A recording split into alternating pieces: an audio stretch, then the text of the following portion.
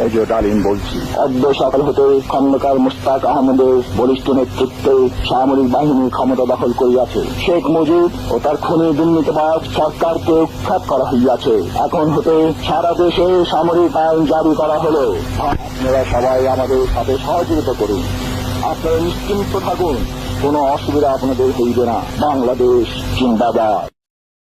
1975-এর 15ই August ইথারে ভাইসা আসা এই বজ্র নির্ঘোষ শুনছিল দেশবাসী। প্রবল প্রতাপশালী শেখ মুজিবের শাসনের অবসান হয়েছে, সারা দেশে কারফিউ জারি হয়েছে। কিন্তু কি অবাক ব্যাপার, কারফিউ ভেঙে দলে দলে উৎফুল্ল জনতা নেমে আসছে রাস্তায়। চারিদিকে মুক্তির আনন্দ, এক বর্বর স্বৈরাচারের পতন হয়েছে। তারপর সন্ধ্যাবেলা খন্দকার মোস্তাকের পাশে কোমরে রিভলভার গুজে যেই অফিসার শপথ নেওয়াতে যাচ্ছেন তিনিই ছিলেন মেজর ডালিম। মেজর ডালিম রাতারাতি হয়ে উঠছিলেন নায়ক, সাহসের প্রতিমূর্তি। তারপরে 75-এর সব বীরকে পাঠানো হলো নির্বাসনে। সে আর এক আলাপ আর একদিন করব। এরপর তিনি শুধু নামই ছিলেন ইতিহাসে। ওনার সাথে আমার প্রথম যোগাযোগ হয় 2019-এ প্যারিসে আসার পরে। ওনার সাথে চ্যাটিং হতো। ওনার একটা ফেবু আইডি ছিল ফ্যালকন আইজ নামে। নানা বিষয় আলাপ হইতো, ব্যাপক পড়াশোনায় ভদ্রলোকের। আমার সাথে ফোনে বা ভিডিওতে কখনো কথা হয়নি, তবে আমার ঘনিষ্ঠ সার্কেলের অনেকের সাথেই নিয়মিত কথা হইতো। আমি কথা বলতে চাইছিলাম, উত্তরে বলছিলেন বলবো সময় হইলেই। আমার স্বাধীনতা উত্তর বাংলাদেশ বইটা প্রকাশিত হইলে পড়তে চাইছিলেন, আমি পাঠাইছিলাম সুইডেনে ওনার এক শিষ্যের কাছে। উনি বই পাইয়া বই হাতে ছবি পাঠাইছিলেন, এটা নিশ্চিত করতে যে ওনার কাছে পৌঁছাইছে। আমি আমার সার্কেলে ওনারে বড় ভাই বলে ডাকতাম। জিজ্ঞেস করতাম, বড় ভাই কেমন আছেন, কি বলেন। কোনো রাজনৈতিক পরিস্থিতিতে জানতে চাইতাম বড় ভাইয়ের রিডিং কি। একটা সময় খেয়াল করলাম উনি ভুলে যাইতেছেন জিনিসপত্র, ডাক্তারি ভাষায় যাকে বলে কগনিটিভ ডিজিজ। তখন থেকে ওনাকে বলতে শুরু করলাম বুড়া। তো জিগাইতাম বুড়াটার খবর কি। যাই হোক, উনি নাকি বলছেন যে ওনার বয়স 75 বছর, আসলে ওনার বয়স 78 বছর। ওনার জন্ম 1946 সালে উইকিপিডিয়ার তথ্য অনুসারে। 64 সালে বিমান বাহিনীতে যোগ দেন ঠিক 18 বছর বয়সে। বুড়া বয়সে 3 বছর কম হয়ে বলছে আর কি, আমার অনুমান ভুলে বলছে। এপিসোডের স্ক্রিপ্ট লিখতে লিখতে ওনার ছবিটা খুঁজতেছিলাম, যে ছবিটা দেখাইলাম আমার বই হাতে, ছবিটা পাইতেছিলাম না। তো সুইডেনের বাইরে ফোন দিলাম, তো উনিও খুঁজতেছেন। এর মধ্যে বুড়া ফোন দিছে ওই সুইডেনের বাইরে। তো উনি যখন জানলেন যে আমি লাইনে আছি, উনি স্পিকারে দিলেন, আমি শুনতেছি। উনি বলতেছেন, আমাদের দুইজনকে স্পিকারে দিলেন। উনি জিজ্ঞেস করলেন পিনাকি কি দেখছে আমার লাইভ। আমি বললাম হ দেখছি বড় ভাই। তো সুইডেনের বড় ভাই ওনারা বলতেছেন, আপনি পিনাকির বই হাতে একটা ছবি তুলছিলেন না, আছে ওইটা। আমি শুনতেছি। তো বুড়া বলতেছে, পিনাকি বই লিখছে নাকি? কই, আমি তো দেখি নাই।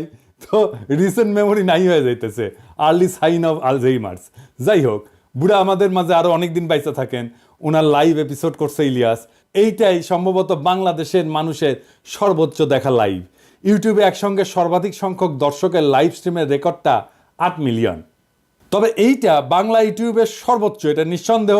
এবং আমার মনে হয় এই রেকর্ড আর কেউ কখনো ভাঙতে পারবে না। এইবার আসেন এপিসোডের প্রসঙ্গে। বাম, আওয়ামী লীগ আর প্রগতিশীল বিএনপির পুচ্ছে আগুন লাগিয়েছে একই সাথে।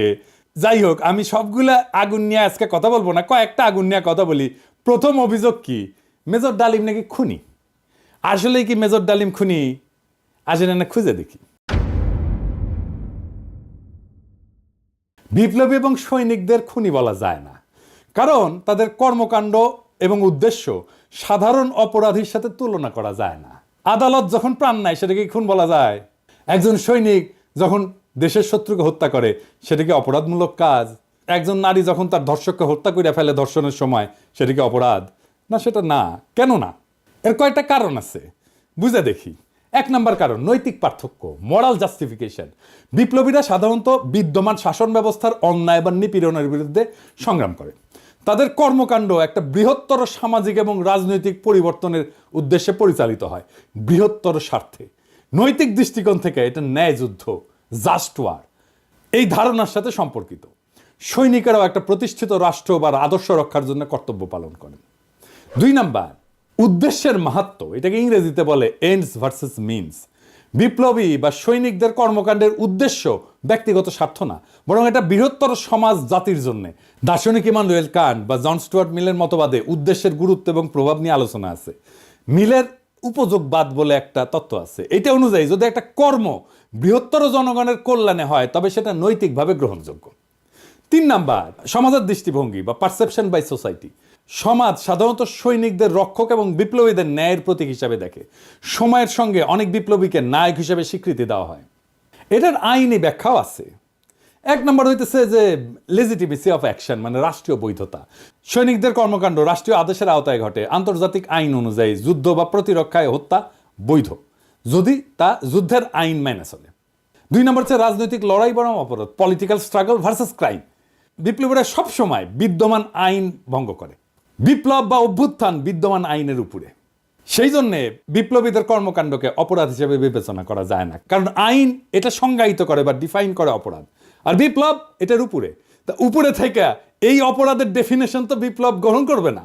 জুলাই বিপ্লবে পুলিশ নিহত হয়েছিল, মারা গেছিল, মেরে ফেলা হয়েছিল, এটা অপরাধমূলক কাজ না, এটা বিপ্লবী সহিংসতা। এই জন্যই এই হত্যার বিচার করা যাবে না, কারণ বিপ্লব অভ্যুত্থান আদালত বা আইনের চাইতে বড়। যদি পুলিশ হত্যার বিচার হয় তাহলে ধরে নেবেন বিপ্লব পরাজিত। 15ই আগস্টের বিপ্লব পরাজিত হয়েছিল জন্যই আগস্ট বিপ্লবের নায়কদের বিচার এবং ফাঁসি হয়েছিল। 3 নম্বর হইতেছে যে ইচ্ছাকৃত হত্যা বনাম কর্তব্য, ইন্টেনশনাল কিলিং ভার্সেস ডিউটি। সাধারণ অপরাধী ব্যক্তিগত স্বার্থে হত্যা করে, অন্যদিকে সৈনিকেরা যুদ্ধক্ষেত্রে এবং বিপ্লবীরা সামাজিক রাজনৈতিক কাঠামো এবং বিদ্যমান ব্যবস্থা বদলের উদ্দেশ্যে কাজ করে এবং এর ক্ষেত্রে বিপ্লবী সহিংসতা হয়। এইটা তাদের কাজকে ইচ্ছাকৃত হত্যাকাণ্ড থেকে আলাদা করে। সেই জন্যই তাদের কাজগুলোকে ইচ্ছাকৃত হত্যাকাণ্ড থেকে আলাদা হয়ে যায়। শেখ মুজিবকে কেউ খুন করেনি, সে অভ্যুত্থানে নিহত। তার পরিবারের সদস্যদের কেউ খুন করেনি, তারাও অভ্যুত্থানে নিহত। দ্বিতীয় অভিযোগ হচ্ছে মেজর ডালিম শিশু হত্যা করেছে। আবার ইন্টারেস্টিংলি কৌতুকপ্রদভাবে এটা আইসিছে বামেদের কাছ থেকে। হ্যাঁ, মেজর ডালিম কি শিশু হত্যা করেছে? মেজর ডালিম 32 নাম্বার আক্রমণ করে নাই, তারে দায়িত্ব দিতে চাইছিল, সে নেয় নাই। কারণ মুজিব পরিবারের সাথে তার একটা ব্যক্তিগত পারিবারিক সম্পর্ক ছিল। সে গেছিল মুজিবের ভগ্নিপতি আব্দুর রব শেরনিয়াবাতের বাসায়। সেখানে তার 14 বছরের বয়সী মেয়ে বেবি, 12 বছরের বয়সী ছেলে আরিফ এবং 4 বছর বয়সের নাতি সুকান্ত আবদুল্লাহ, যেটা আবুল হাসনাত আবদুল্লাহর ছেলে, ও মারা যায়। আবুল হাসনাত আবদুল্লাহ হারামজাদাটা পানির ট্যাঙ্কে লুকেছিল, বেঁচে যায়। কিন্তু কথা হইতেছে বাড়ির নারী আর শিশুদের বন্দুকের মুখে ফেলায় পানির ট্যাঙ্কে লুকেছিল কেন হারামজাদাটা? ওইটা জয় বাংলা হইলে তো আরো সুবিধা হইলেনি।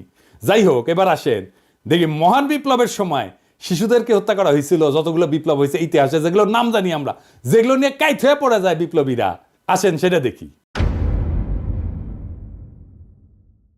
ফরাসি বিপ্লবের সময় লুই শার্লস, যাকে লুই সপ্তদশ বলা হয়, মানে রাজা ষোড়শ লুই এবং মেরি আন্তোয়ানেটের ছোট ছেলে, বন্দি অবস্থায় খাইতে না দিয়ে কারাগারে রেখা মৃত্যুর দিকে ঠেলে দেওয়া হয়। যখন তার মৃতদেহ বের করা হচ্ছিল তার শরীরে কোনো মাংস ছিল না, কঙ্কালের উপরে চামড়া। বিপ্লবীরা হত্যা করবে না, কারণ তাদের পবিত্রতা নষ্ট হবে, কিন্তু খাইতে না দিয়া দিনের পর দিন কষ্ট দিয়া মেরে ফেলা যাবে। তো ফরাসি বিপ্লব নিয়ে আধিখ্যাত তো করে সবাই। আবার রুশ বিপ্লব নিয়ে তো বামেরা কাইট হয়ে পড়ে যায় না? যে বামেরা কবে তাদেরকে কইবেন এটা, যে রাশিয়ার জার দ্বিতীয় নিকোলাস এবং তার পরিবারের সদস্যদের বন্দি করে কমিউনিস্টরা। জার কিন্তু তখন ক্ষমতায় না, জারের ক্ষমতা অনেক আগেই চলে গেছে। কমিউনিস্টরা কিন্তু জারের কাছ থেকে ক্ষমতা নেয়নি। কমিউনিস্টরা কেরেনস্কি সরকারকে উৎখাত করে ক্ষমতা নিয়েছে, মানে লেনিন। ক্ষমতা নেওয়ার পরে 18 সালে 17 জুলাই একসাথে হত্যা করে এই জারের পরিবারকে, তার স্ত্রী আলেকজান্দ্রা এবং তাদের 5 সন্তান, অলগা, তাতিয়ানা, মারিয়া, আনাস্তাসিয়া এবং অ্যালেক্সি। লেনিন মনে করছিল জারের পরিবার যদি বাইসে থাকে তাহলে তারা রাজতন্ত্র পুনরুদ্ধারের জন্য কাজ করতে পারে। এই জন্য পুরা পরিবারকে হত্যা করার সিদ্ধান্ত নেওয়া হয়। পরিবারের সকল সদস্যদেরকে কমিউনিস্ট বিপ্লবীরা গুলি করে হত্যা করে। পরে তাদের মৃতদেহ অ্যাসিড দিয়ে বিকৃত করে মাটিতে পুঁতে ফেলা হয়। এর মধ্যে আনাস্তাসিয়া নিকোলায়েভনার এর বয়স ছিল 17 বছর, আর অ্যালেক্সি নিকোলায়েভিচের বয়স ছিল মাত্র 13 বছর। দুই ক্ষেত্রেই প্ল্যান করে মারা হয়েছে। অনেক পরে 15ই আগস্টে শিশুরা মারা গেছে কোল্যাটারাল ড্যামেজে, প্ল্যান করা হয়নি যে শিশুদের মারা হবে। এখন আমরা যদি বলি মেজর ডালিমেরা তো শিখেছে ফরাসি আর রুশ বিপ্লব থেকে, উত্তর আছে আগে বামেরা লেনিনের বিচার করুক, ফ্রেঞ্চ রেভলিউশনের বিপ্লবীদের বিচার করুক, জবাব আনুক, আমরা তারপরে জবাব দেব। এখন অনেকের মনে প্রশ্ন এসছে যে মেজর ডালিম কি তাহলে দেশে ফিরবেন বা ফিরতে পারবেন? আমাকে সুইডেনের ভাই, বড় ভাই, যিনি মেজর ডালিমের শিষ্য, উনি বলছেন ওনারে তো দেশে আনা দরকার। উনি অবশ্যই দেশে আসবেন। আমরা নতুন সংবিধান লিখলে 15 আগস্টকে বিপ্লবী অভ্যুত্থানের মর্যাদা দেব।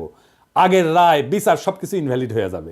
তিনি তখনই বীরের বেশে দেশে ফিরবেন। 24-এর বিপ্লব যারা নির্মাণ করছে তাদের অনেকেরই আইডল ছিলেন মেজর ডালিম, অন্তত আমার তো ছিলেনই। ওনার নাম আমরা আকাশে লিখে রাখবো ঈসা খান তিতুমির, হাজী শরীয়তুল্লাহর সাথে। বাংলাদেশে যতবার জালেম আসবে ততবার মেজর ডালিমেরা জন্মাবে। কখনো তাদের নাম হবে আবু সাইদ, কখনো তাদের নাম হবে মীর মুগ্ধ, কখনো তাদের নাম হবে ওয়াসিম, আনাস। আমরা এক একটা তারার নাম দেব এই বীরদের নামে। 24-এর বিপ্লব একটা প্রকৃত বিপ্লব হয়ে উঠবে যদি আমরা নতুন সংবিধান লিখে মেজর ডালিমকে দেশে ফিরে আনতে পারি। সেই দিন হবে বিপ্লবের প্রকৃত বিজয়। ইনকিলাব জিন্দাবাদ।